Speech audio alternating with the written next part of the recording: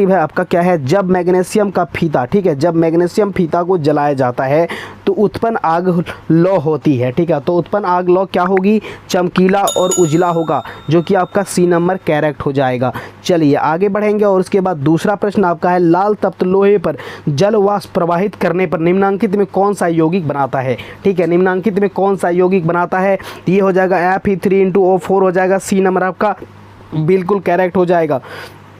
उसके बाद आपका तीसरा देखिए प्रश्न क्या है, निम्नलिखित में कौन सा बुझा हुआ चूना है, ठीक है, निम्नलिखित में कौन सा बुझा हुआ चूना है, बात को समझिए, बुझा हुआ चूना CaOH2, CaOH2 आपका बी नंबर बिल्कुल सही हो जाएगा। चलिए आगे बढ़ेंगे, उसके बाद देखेंगे आपका निम्नलिखित में कौन सही है, ठीक है, चौथा नंबर का प्रश्न है, निम्नलिखित में कौन सही है, तो ये आपका बी नंबर हो जाएगा Na2CO3 × 10H2O, B number correct हो जाएगा। उसके बाद चलिए आगे बढ़ेंगे, उसके बाद देखते हैं पाँचवा नंबर Na2SO4 + BaCl2, ठीक है, उसके बाद BaSO4 + 2NaCl, ठीक है, यह कौन से अभिक्रिया का उदाहरण है, किसका पालन कर रहा है, ठीक है, यह किसका पालन कर रहा है, तो यह आपका द्विविस्थापन अभिक्रिया का पालन कर रहा है, बिल्कुल सी नंबर करेक्ट हो जाएगा। चलिए मेरे बच्चों आगे बढ़ते हैं, उसके बाद देखते हैं आपका छठा नंबर प्रश्न क्या कह रहा है, अभिक्रिया CuO, ठीक है, +H2 -Cu + H2 किस प्रकार की अभिक्रिया है, ठीक है, यह किस प्रकार की अभिक्रिया है, तो ये आपका उपचयन अभिक्रिया है, ए नंबर आपका बिल्कुल करेक्ट हो जाएगा मेरे बच्चों। उसके बाद देखिए आपका 10वां नंबर प्रश्न आ गया है, प्रश्न नंबर 10 क्या कह रहा है,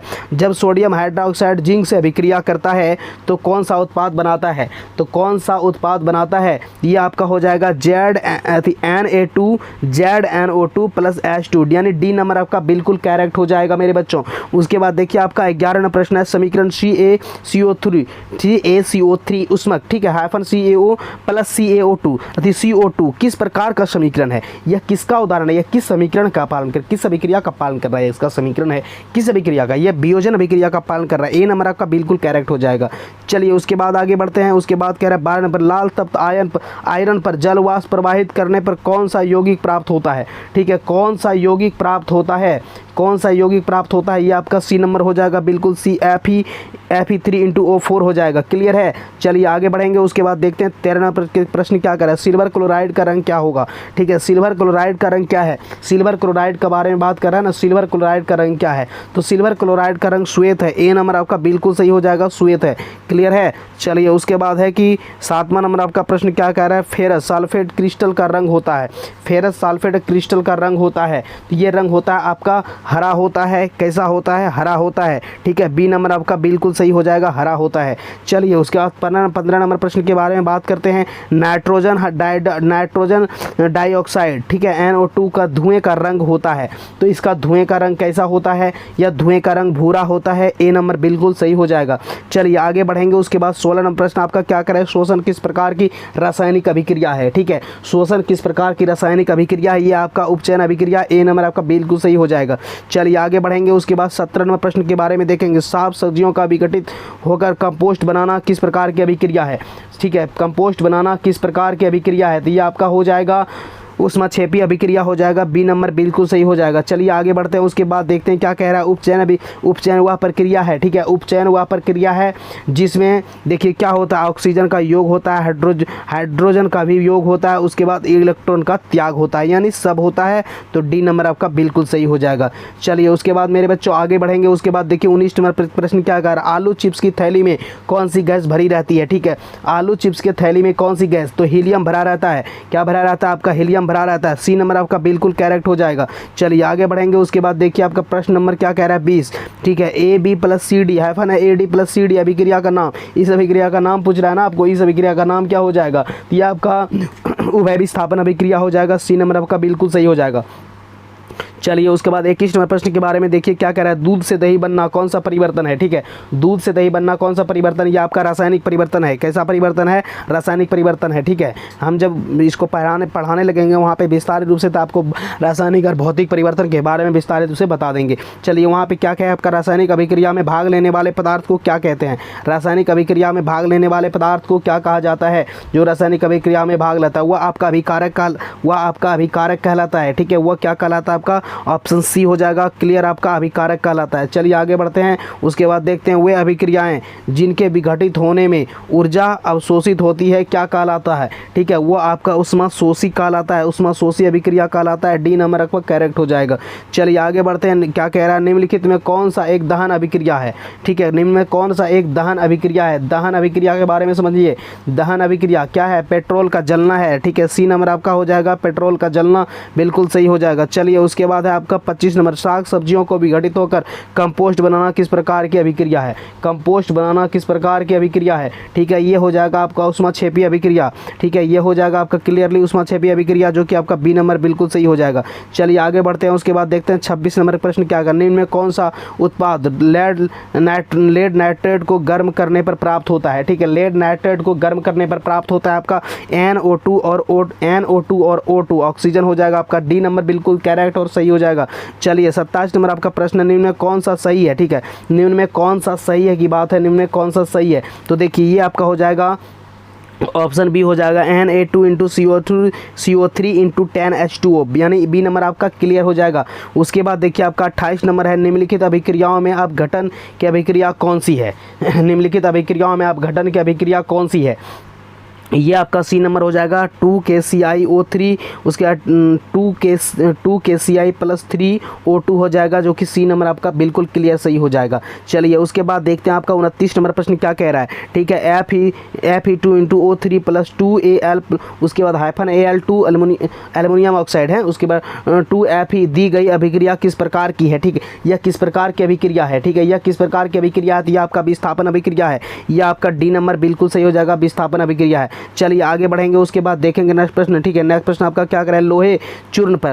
पर तनु हाइड्रोक्लोरिक अम्ल डालने से क्या होता है। लोह चूर्ण पर तनु हाइड्रोक्लोरिक अम्ल डालने से हाइड्रोजन गैस एवं आयरन क्लोराइड बनता है, हाइड्रोजन गैस एवं आयरन क्लोराइड बनता है, ये आपका ए नंबर बिल्कुल सही हो जाएगा। चलिए उसके बाद नेक्स्ट प्रश्न की ओर बढ़ेंगे, श्वसन किस प्रकार की अभिक्रिया है, श्वसन के बारे में बात है ना, कि श्वसन किस प्रकार की अभिक्रिया, ये आपका उपचयन अभिक्रिया हो जाएगा, जो कि आपका सी नंबर बिल्कुल सही हो जाएगा। चलिए उसके बाद आगे बढ़ेंगे, उसके बाद क्या कह रहा है, CuO प्लस Cu+H2O किस प्रकार की अभिक्रिया है, ठीक है, यह आपका किस प्रकार की अभिक्रिया है, तो यह आपका हो जाएगा अभी अपचयन अभिक्रिया, बी नंबर आपका क्लियरली सही हो जाएगा। चलिए उसके बाद आगे बढ़ते हैं, 33 नंबर प्रश्न के बारे में बात करते हैं, इलेक्ट्रॉन के हस्तांतरण से बने यौगिक कहलाते हैं, ठीक है, इलेक्ट्रॉन के हस्तांतरण से बने यौगिक कहलाते हैं, तो इलेक्ट्रॉन के हस्तांतरण से बने यौगिक कहलाता है विद्युत संयोजी कहलाता है, बी नंबर आपका करेक्ट हो जाएगा। चलिए आगे बढ़ते हैं, उसके बाद देखते हैं नीचे क्या कह रहा है,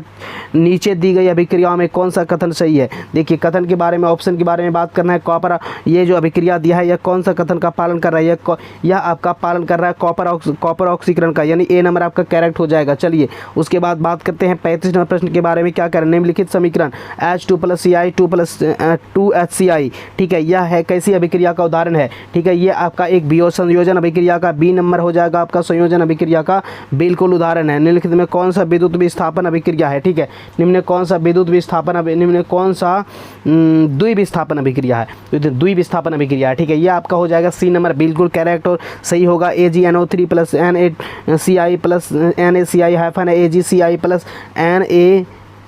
NaNO3, ठीक है, सी नंबर आपका बिल्कुल सही होगा। चलिए उसके बाद आगे बढ़ते हैं, उसके बाद देखिए क्या कह रहा है, नाइट्रोजन ऑक्साइड के धुएं का रंग होता है, तो नाइट्रोजन ऑक्साइड का धुएं का रंग होता है भूरा होता है, कैसा होता है, भूरा होता है, ये ए नंबर हो जाएगा आपका सही। चलिए उसके बाद आपका शोषण किस प्रकार की अभिक्रिया है, शोषण किस प्रकार की अभिक्रिया है, ठीक है, शोषण के बारे में जानेंगे, शोषण किस प्रकार की अभिक्रिया है, ये आपका उपचयन अभिक्रिया है, ए नंबर ऑप्शन है, ठीक है। चलिए उसके बाद देखते हैं नेक्स्ट प्रश्न आपका क्या कह रहा है, 39 नंबर, साग सब्जियों के विघटित होकर कंपोस्ट बनना, ठीक है, कंपोस्ट बनना, साग सब्जियों के विघटित होकर कंपोस्ट बनना ऊष्माक्षेपी कहलाता है, बी नंबर आपका बिल्कुल सही हो जाएगा मेरे बच्चों। चलिए उसके बाद 40 नंबर प्रश्न के बारे में बात करते हैं, उपचयन वह प्रक्रिया है जिसमें, ठीक है, उपचयन वह प्रक्रिया है कि जिसमें क्या होता है, जिसमें ऑक्सीजन का योग होता है, हाइड्रोजन का वियोग होता है, इलेक्ट्रॉन का त्याग होता है, ये तीनों आपका डी नंबर बिल्कुल सही हो जाएगा। उसके बाद देखिए नेक्स्ट प्रश्न आपका आता है, निम्नांकित में कौन सा युग्म एकल विस्थापन अभिक्रिया प्रदर्शित करता है, एकल विस्थापन अभिक्रिया प्रदर्शित करता है। तो ये आपका डी नंबर हो जाए AgNO3 विलयन एवं कॉपर धातु हो जाएगा, जो कि आपका डी नंबर बिल्कुल सही हो जाएगा। उसके बाद नेक्स्ट प्रश्न आपका देखिए आता है, क्या कह रहा है 42 नंबर प्रश्न कह रहा है कि अभिक्रिया ठीक है 42 नंबर प्रश्न में अभिक्रिया जिनमें आयनों का आदान प्रदान होता है, जिस अभिक्रिया में आयन का आदान प्रदान होता है वह आपका द्विविस्थापन अभिक्रिया कहलाता है। बी नंबर क्लियरली आपका सही है। चलिए उसके बाद नेक्स्ट प्रश्न है आपका देखिए 43 नंबर की क्या कह रहा है, अभिक्रिया 2Cu + O2 फिर आपका हाइफन है 2CuO किस प्रकार की अभिक्रिया है, ये आपका किस प्रकार का अभिक्रिया है, ये भी आपका उपचयन अभिक्रिया है, जो कि आपका बी नंबर बिल्कुल सही हो जाएगा। चलिए आगे बढ़ेंगे। उसके बाद क्या कह रहा है, वह अभिक्रिया जिसमें उत्पाद के बनने के साथ ऊष्मा भी उत्पन्न होती है क्या कहलाती है। उत्पाद के बनने के साथ साथ अगर ऊष्मा भी उत्पन्न होती है तो क्या कहलाती है, वह आपका ऊष्माक्षेपी अभिक्रिया कहलाता है। बी ए नंबर आपका बिल्कुल सही हो जाएगा। उसके बाद 45 नंबर आपका प्रश्न है, लोहे पर जंग लगने की क्रिया को क्या कहते हैं। ठीक है, लोहे पर जंग लगने की क्रिया को क्या कहते हैं, तो लोहे पर जब जंग लगता है इस क्रिया को हम लोग कहते हैं संक्षारण कहते हैं। ठीक है, या जंग लगना भी कहा जाता है। ए नंबर आपका बिल्कुल सही हो जाएगा। चलिए उसके बाद है आपका ऑप्शन, ठीक है, प्रश्न नंबर 46, आलू चिप्स की थैली में कौन सी गैस भरी रहती है। ठीक है, आलू चिप्स की थैली में कौन सी गैस, तो ये इसमें आपका हीलियम भरा रहता है। क्या भरा रहता है आपका, हीलियम भरा रहता है। ठीक है, जो कि आपका सी नंबर हो जाएगा। चलिए उसके बाद 47 नंबर प्रश्न, AB + CD hyphen AD + CV किस प्रकार की अभिक्रिया है, यह अभिक्रिया का नाम बतलाना है, यह किस प्रकार की अभिक्रिया है। यह अभिक्रिया आपका विस्थापन अभिक्रिया है, बिल्कुल सही हो जाएगा सी नंबर, क्लियरली बिल्कुल सही हो जाएगा सी नंबर। चलिए